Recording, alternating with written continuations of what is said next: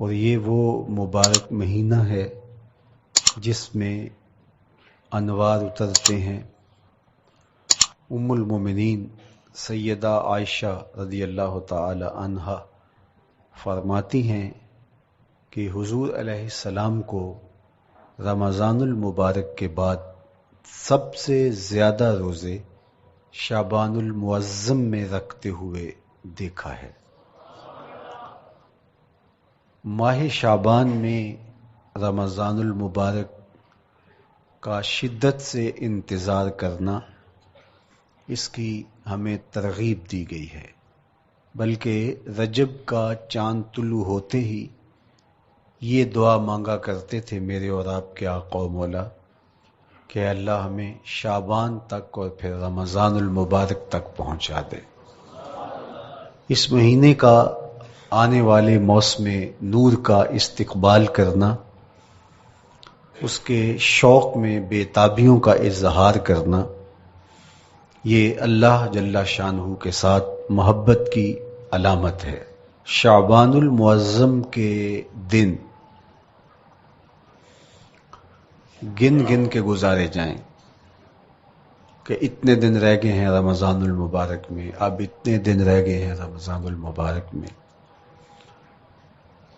انسانی ذہن میں یہ سوال پیدا ہو سکتا ہے کہ متعینہ وقت پر تو اس مہینے نے آنا ہی ہے، اور اگر زندگی موجود رہی تو اس کو پا ہی لیں گے، تو اس شدت سے انتظار کرنے کا کیا مطلب؟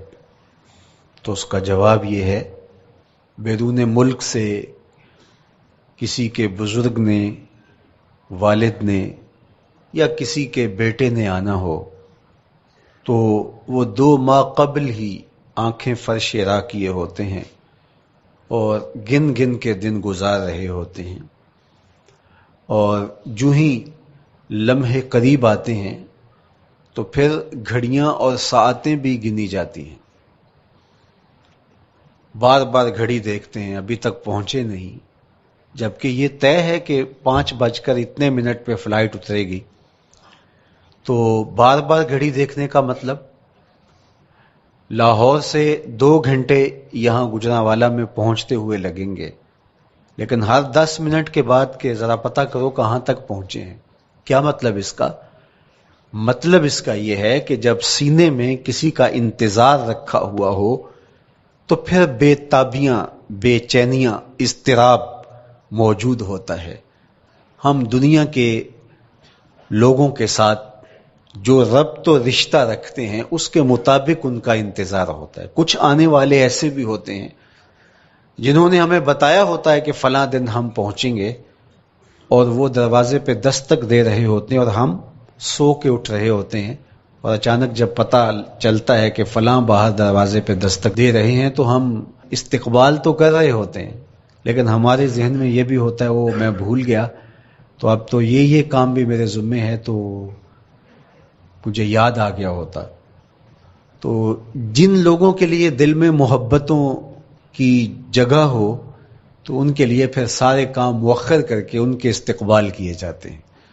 یہ مہینہ اللہ کی رحمتوں کا موسم بہار ہے، چھم چھم رحمتیں برستی ہیں، انوار اترتے ہیں، گناہگاروں کو آتش دوزخ سے نجات بخش دی جاتی ہے۔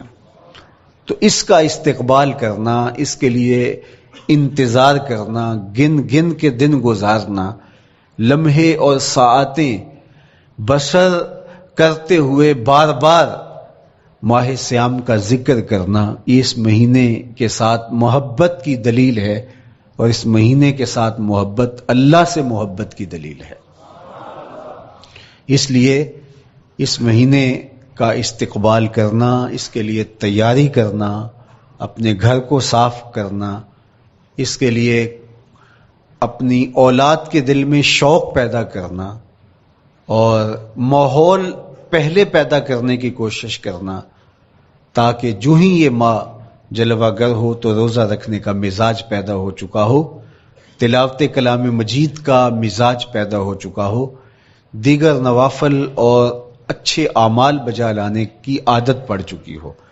تو شعبان میں ہی اس کی تیاری ہوتی ہے تاکہ رمضان المبارک آتے ہی ہم پوری طرح سے مستعد اور فعال ہو کر کے اس مہینے کی برکتوں کو سمیٹ لیں۔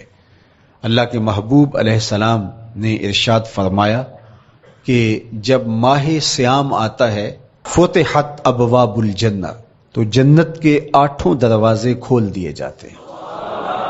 جنت تو اللہ جل شانہ کی کرم نوازیوں کا ایک ایسا خوبصورت منظر ہے کہ آج تک نہ کسی آنکھ نے اس کو دیکھا، نہ کسی کان نے سنا، اور نہ اس کا کوئی تصور کر سکتا ہے، ایسی خوبصورت بنائی ہے۔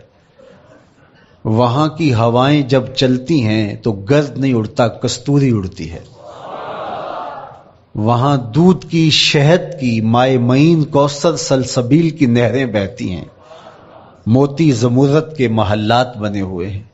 وہ خوبصورت محل اور وہ خوبصورت جنت کا ماحول، لیکن اس کے باوجود اس خوبصورت جنت کو، مرصع جنت کو، نظیف ترین بقعۂ رحمت کو 11 ماہ تک رنگ و روغن کیا جاتا ہے رمضان المبارک کے استقبال کے لیے، اور جب یہ مہینہ آتا ہے تو اس کے دروازے کھول دیے جاتے ہیں، اور جنت کے 8 دروازوں میں سے ایک دروازے کا نام باب الریان رکھا گیا ہے، جو صرف روزہ داروں کے اعزاز و تکریم کے لیے ہے۔ روزہ دار اس دروازے سے گزر کے جنت جاتے ہیں۔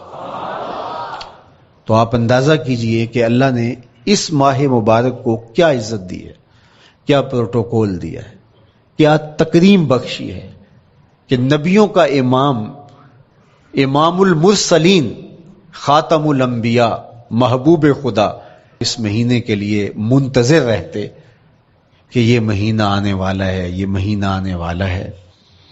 حضرت سیدنا سلمان فارسی رضی اللہ تعالی عنہ فرماتے ہیں کہ شعبان کی آخری تاریخ کو حضور نے ایک خطبہ ارشاد کیا۔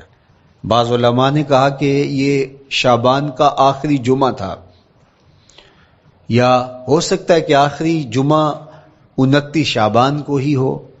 تو رمضان المبارک سے قبل حضور نے یہ خطبہ ارشاد کیا، جو مختلف کتب احادیث میں موجود ہے۔ یا ایھا الناس، اے لوگو، قد اظلکم شہر عظیم، اللہ نے تمہارے اوپر ایک بہت پاکیزہ، پر نور، عالی مرتبت مہینہ سایہ فگن کر دیا ہے۔ شہر فیہ لیلۃ خیر من الف شہر، اس مہینے میں ایک ایسی رات ہے جو 1000 مہینے سے بہتر ہے۔ جعل اللہ صیامہ فریدہ وقیام لیلۃ تطوع، اس مہینے کے دن کے روزے فرض قرار دیے گئے اور راتوں کا قیام نفل بنایا گیا۔ تراویح کی صورت کے اندر راتوں کے قیام کا ماحول پیدا ہوتا ہے، صلاۃ اللیل پڑھی جاتی ہے، نوافل پڑھے جاتے ہیں کثرت کے ساتھ۔ یہ اس مہینے کی شانیں ہیں، یہ اس مہینے کی رونقیں ہیں۔ اس مہینے میں اللہ تعالیٰ نے خاص کرم نوازیاں عطا کی ہیں اہل ایمان کو۔ وَمَن تَقَرَّبَ فِيهِ بِخَصْلَةٍ مِّنَ الْخَيْرِ كَانَ كَمَنْ أَدَّى فَرِيضَةً فِيمَا سَوَاهُ، ایک نفل کا ثواب ایک فرض کے برابر اس مہینے میں کر دیا جاتا ہے۔ وَمَنْ أَدَّى فَرِيضَةً كَانَ كَمَنْ أَدَّى 70 فَرِيضَةً فِيمَا سَوَاهُ، اور اگر کوئی ایک فرض ادا کرتا ہے تو اس کو 70 فرائض کا ثواب ملتا ہے۔ اس قدر نیکیوں کا اجر بڑھا دیا جاتا ہے، ان کی قیمت بڑھا دی جاتی ہے اس مہینے میں۔ اور پھر ارشاد فرمایا وَهُوَ شَهْرُ الصَّبْرِ، یہ صبر کا مہینہ ہے۔ ہونے کے باوجود بھی انسان تناول نہیں کرتا، ٹھنڈا میٹھا مشروب میسر ہے اور زبان کانٹا بن گئی، حلق خشک ہو گیا، لیکن اس کے باوجود بھی ایک گھونٹ حلق سے نیچے اتارنے کا روادار نہیں ہوتا۔ وضو کرتے بھی احتیاط کرتا ہے، کوئی قطرہ آب حلق سے نیچے نہ ٹپک جائے۔ تو یہ صبر سکھاتا ہے، جب ہو بھی تو انسان اس سے گریز کرے، تو جب ہوگا نہیں تو پھر انسان صبر کا عادی بن جاتا ہے۔ تو یہ صبر کی عادت ڈالتا ہے۔